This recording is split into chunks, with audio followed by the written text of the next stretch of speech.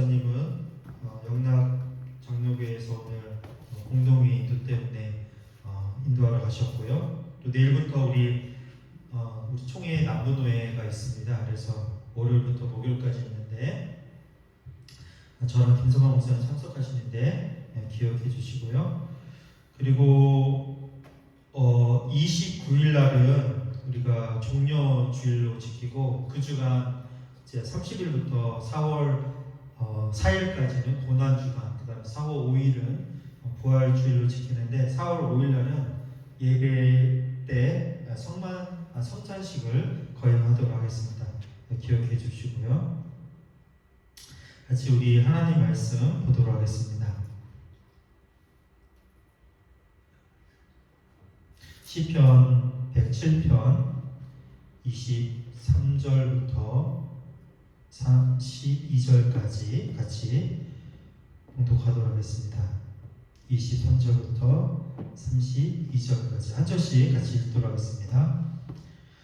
배들을 바다에 띄우며 큰 물에서 일을 하는 자는 여호와께서 행하신 일들과 그의 기이한 일들을 깊은 바다에서 보나니 여호와께서 명령하신즉 광풍이 일어나 바다 물결을 일으키는도다.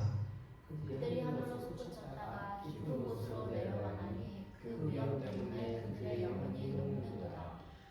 그들이 이리저리 구르며 취한 자같이 비틀거리니 그들의 모든 지각이 혼돈 속에 빠지는도다.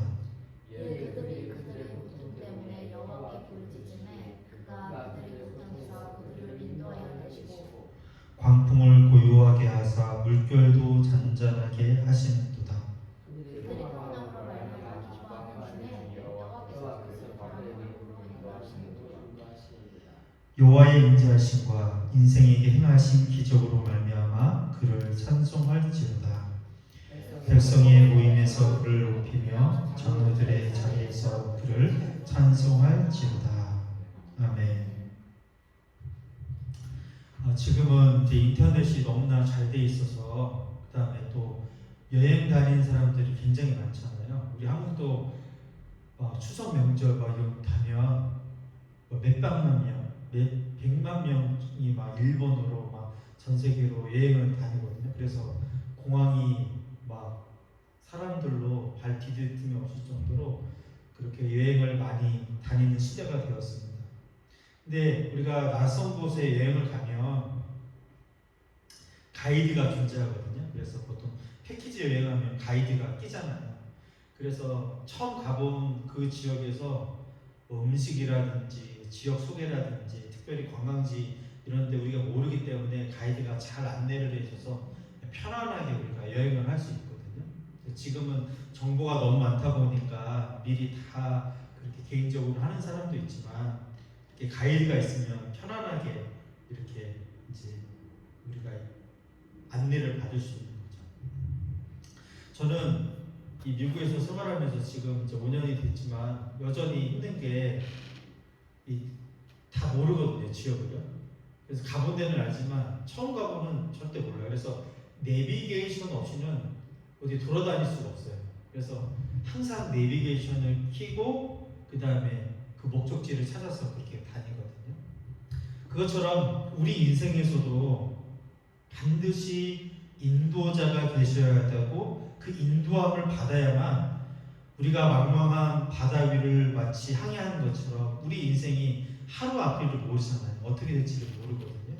그런 가운데 그 하나님의 인도함을 반드시 받아야 한다는 것입니다. 왜냐하면 그 인도함 없이 산다는 것이 얼마나 초조하고 불안하고 막막한 삶인가를 우리 인생에서 너무나 잘 알게 되는 거죠. 저희 아내랑 제가 요새 한 달 넘게 비즈니스 찾아보려고 이렇게 하다가 얘기가 잘 되다가 틀어지고 또 얘기가 좀 되다가 틀어지는 그런 결과가 있었거든요. 이게 살아있는 힘으로 안 되는구나. 뭐가 이야기가 다 됐다고 해서 된 것처럼 보인다 할 때 마지막에서는 이렇게 틀어지는 모습들을 보면서 하나님께서 간섭해 주시고 또 하나님께서 허락해 주셔야만 가능하구나를 요새 많이 깨닫고 있습니다.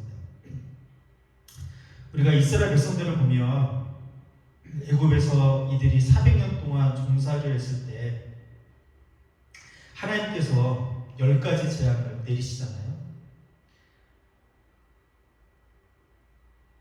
보았죠. 하나님의 강력한 손길을 그 애굽 땅에서 10가지 재앙을 보면서도 자신들을 보호해 주시고 이렇게 인도해 주시는가를 이들이 경험했거든요. 그래서 마지막 10번째 장자의 재앙을 통해 그들이 출애굽을 하게 되죠. 그래서 모든 것들을 다 가지고 애굽을 하죠. 출애굽을. 그래서 홍해 앞에 막다른 골목에 나다랐지만 하나님께서 홍해 물도 동풍으로 강하게 밀어붙이셔서 마른 땅을 건너가게 하셨죠. 뿐만 아니라 홍해를 건너고 또 마라의 숲물을 건너고 그리고 엘림의 단물을 마시고 아말렉과의 전투에서 승리하고 하늘에서 내리는 만나를 맛보면서 석 달 만에 하나님께서 가라고 하신 시내 광야에 이르게 되거든요. 하나님께서 모세를 부르시잖아요. 그래서 시내산 꼭대기로 올라오라고 하시고 시내산에 올라와서 하나님께서 율법을 주시죠. 그리고 모세에게 직접 십계명을 써주시잖아요. 그런데 거기 위에서 40일을 있거든요. 모세가 시내산 광야, 시내산 밑에 있던 이스라엘 백성들이 10일이 지나도 20일이 지나도 30일이 지나도 모세가 내려오지 않자 갑자기 불안에 휩싸이고 초조해하면서 막 불만을 터뜨리기 시작합니다. 왜냐하면 그동안 모세의 인도를 받아서 여기까지 왔는데 눈에 모세가 보이지 않자 불안해하기 시작한 거죠. 그래서 아론에게 또 다른 지도자였던 아론에게 찾아와서 우리를 인도할 신을 만들라고 강력하게 요구를 합니다. 그래서 아론이 백성들에게 금고리를 다 가지고 오게 해서 그것을 녹여서 송아지 형상으로 부어서 조각칼로 만든 다음에 그들 앞에 보여줍니다. 보면 출애굽기 32장 4절에 보니까 이렇게 말합니다. 아론이 그들의 손에서 금고리를 받아 부어서 조각칼로 새겨 송아지 형상을 만드니 그들이 말하되 이스라엘아 이는 너희를 애굽 땅에서 인도하여 낸 너희의 신이로다 하는지라. 모세가 산에 올라가서 내려옴이 더디게 되자 백성들은 당연히 두려워할 수밖에 없고 불안할 수밖에 없었습니다. 그런데 결과는 무엇이었냐? 그 불안함과 초조함이 결국은 당시에 다른 이방인들이 신으로 섬겼던 금송아지 형상으로 만들어내고 그 형상을 보여주면서 이것이 너희를 인도하여 신이라고 그렇게 가르치게 된 거죠. 결국 이 사건으로 인해서 얼마나 많은 백성들이 죄에 빠져서 결국은 하나님의 심판을 받게 됩니다. 이렇게 이상하게요. 우리가 살아계신 그 하나님을 영이신 하나님을 만나지 못하고 찾지 않고 신뢰하지 않으니까 자꾸 눈앞에 뭔가를 있어야만 그 불안함과 초조함이 사라진다라고 착각하게 되는 거죠. 그래서 결국은 진짜 하나님이 아닌 가짜를 바라보고 그 가짜가 나에게 만족을 주고 안위를 준다라는 착각에 빠지게 된다는 것입니다. 그래서 우리 인생은요 참 힘듭니다. 우리가 다 읽지는 않았지만 시편 107편을 보면 우리 이런 인생을 가리켜 4가지 상징적으로 표현을 하고 있거든요. 그것을 어떻게 표현하고 있냐면 시편 107편 4절에 보니까 이렇게 말을 하고 있습니다. 그들이 광야 사막길에서 방황하며 거주할 성읍을 찾지 못하고. 인생의 고통은요 사막에서 방황하는 것과 같다라는 것입니다. 10절에도요 뭐라고 기록하고 있냐면 사람이 흑암과 사망의 그늘에 앉으며 공고와 쇠사슬에 매임은 그랬습니다. 마치 앞이 캄캄한 칠흑하지 어두워서 한 치 앞도 볼 수 없다라는 것입니다. 심지어는 고통과 이 고뇌와 쇠사슬에 매여 있다는 거죠. 발싹 할 수 없다는 그런 상황입니다. 우리 인생의 고통이 이렇다는 것입니다. 그리고 또 뭐라고 말씀하고 있냐면 18절에도 이렇게 말씀해주고 있습니다. 그들은 그들의 모든 음식물을 싫어하게 되어 사망의 문에 이르렀더라. 마치 병에 걸려서 식음을 전폐한 아사 직전의 모습과 같다라는 거죠. 또 오늘 함께 읽었던 25절에도 이렇게 말씀해주고 있습니다.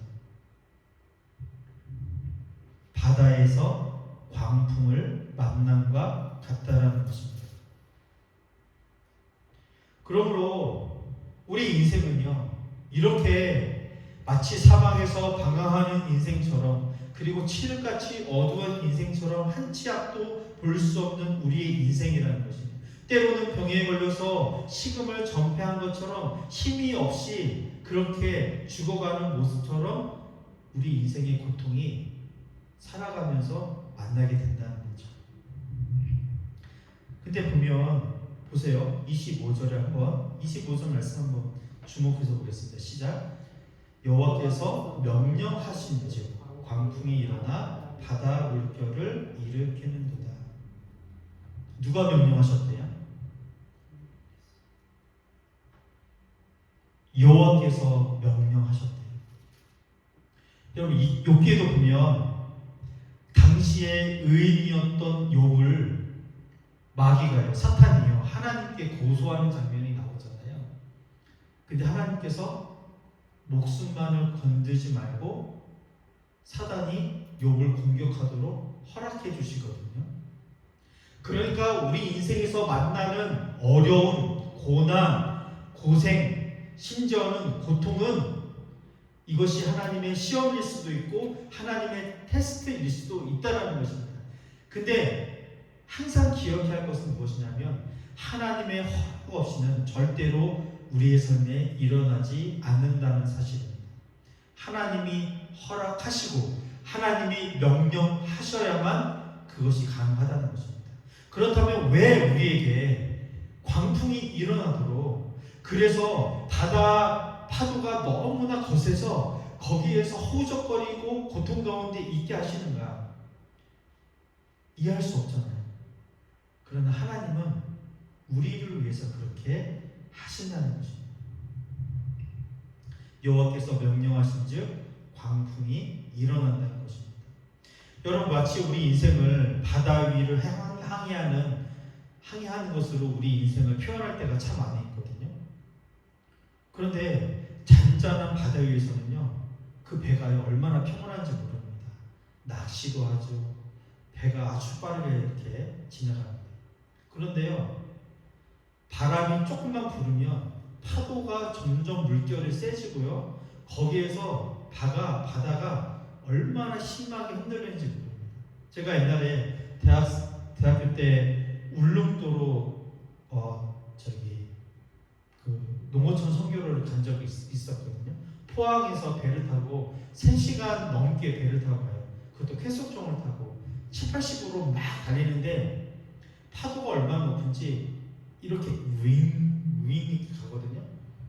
처음 한 30분은 괜찮더라고요. 근데 저기에서 갑자기 우액하고 저기에서 우액하고 화장실은 이걸로 하는, 그러니까 보니까 저희 좌석 앞에 다 봉투 하나씩 다 있는 거예요.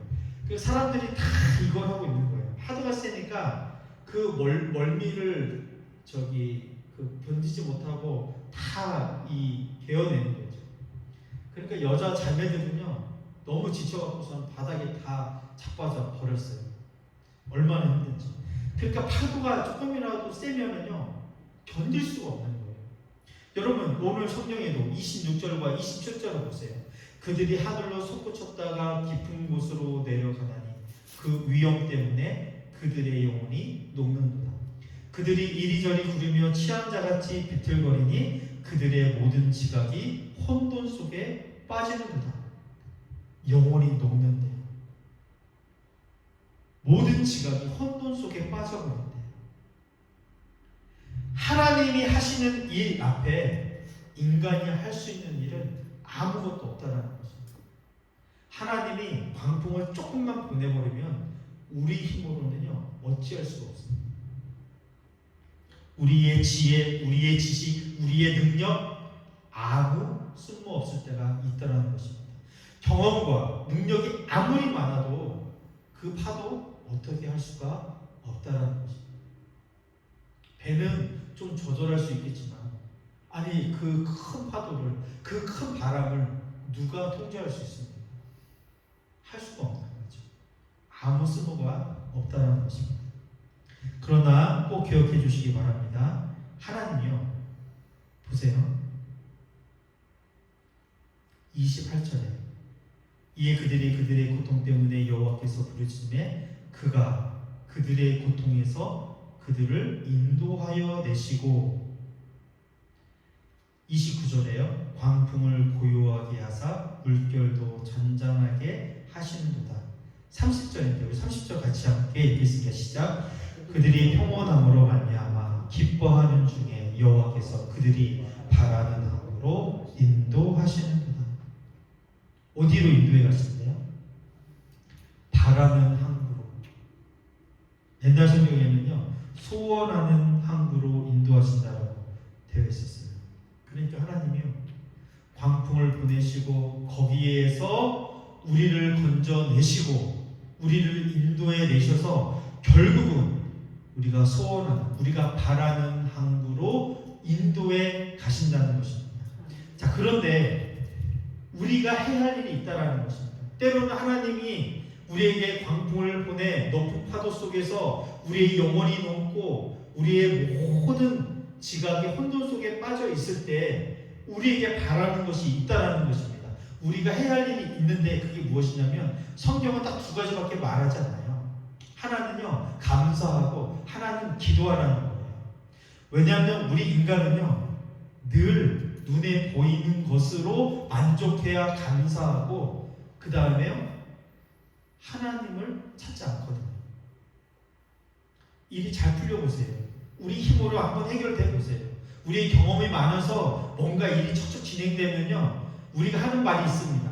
내가 실력이 이 정도 돼서 내가 이 정도 능력이 되니까 이렇게 되는 거야 라고 착각에 빠질 때가 참 많이 있다라는 것입니다. 그러나 하나님은 절대 그것을 인정하지 않으세요.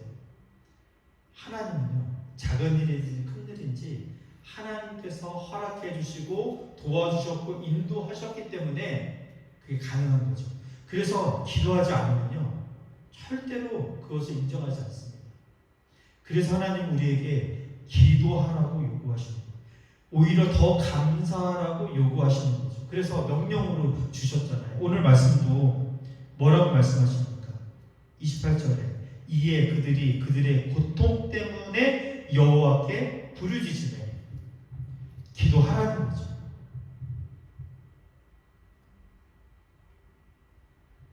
기도함으로 하나님께서 그 고통에서 건져주시고 인도해 주신다는 것입니다. 그래서 우리는 기억하는 거죠. 내가 기도했기 때문에 하나님께서 이렇게 나를 건져주시고 인도해 주셨구나. 우리 이사야 58장 11절 말씀 그리고 시편 48편 14절 말씀 같이 함께 읽도록 하겠습니다. 시작. 여호와가 너를 항상 인도하여 마른 곳에서도 내 영혼을 만족하게 하며 내 뼈를 견고하게 하리니 너는 물된 동산 같겠고 물이 끊어지지 아니하는 샘 같을 것이다. 시편 48편 14절 이 하나님은 영원히 우리 하나님이시니 그가 우리를 죽을 때까지 인도하시리로다. 자, 여기에 핵심이 어디에 있습니까? 너를 항상 인도한다. 그가 우리를 죽을 때까지 인도하신다. 여기에 핵심이 있습니다. 하나님은요 끝까지 우리를 인도해 가신다는 것입니다. 그 인도 속에 우리가 해야 할 일은 감사와 기도밖에 없는 거지. 오늘 말씀은 인생의 바다에서 우리가 때로는 갑작스러운 광풍을 만나고 거친 파도 때문에 우리가 해야 할 일이 무엇인지를 알려주고 있습니다. 고통 때문에 여호와께 부르짖음에 그가 그들의 고통에서 그들을 인도하여 내시고. 그래서 우리가 할 일은요, 늘 기도하는 것밖에 없습니다. 하나님을 찾고 또 하나님을 찾고 하나님께 구하고 그 가운데서 계속해서 하나님을 찬송하고 하나님께 감사하는 것. 혹 그리 아니하실지라도 그 고통이 좀 길게 느껴질지라도 때로는 우리의 바라는 것들이 일시적으로 이루어지지 않고 더딜지라도 결국은 하나님은 어떻게 하신다고요? 바라는 마음으로. 영적으로는 우리가 결국은 영원한 하나님의 나라 그곳에 가 있지만 우리가 이 땅에 살 때도 하나님은요, 우리가 바라는 그 항구로 인도에 가신다는 것입니다. 그 이 바라는 항구로 인도에 가신 그 하나님을 날마다 신뢰하며 하나님께 찬송하고 감사하고 기도할 수 있는 저와 여러분들이 되기를 주님의 이름으로 축원드립니다. 기도하겠습니다. 아버지 하나님, 은혜와 사랑을 감사합니다. 오늘도 복된 날 허락해 주시고 아버지 앞에 예배 드림이 기쁨과 감사임을 알게 해주시니 감사합니다. 하나님, 바다 같은 위를 항해하는 우리의 인생, 때로는 파도가 너무 높아 어찌할 수도 없고 흑암과 고통과 아픔 가운데 있을 때에 하나님 우리에게 명령하신 거 기도하라고.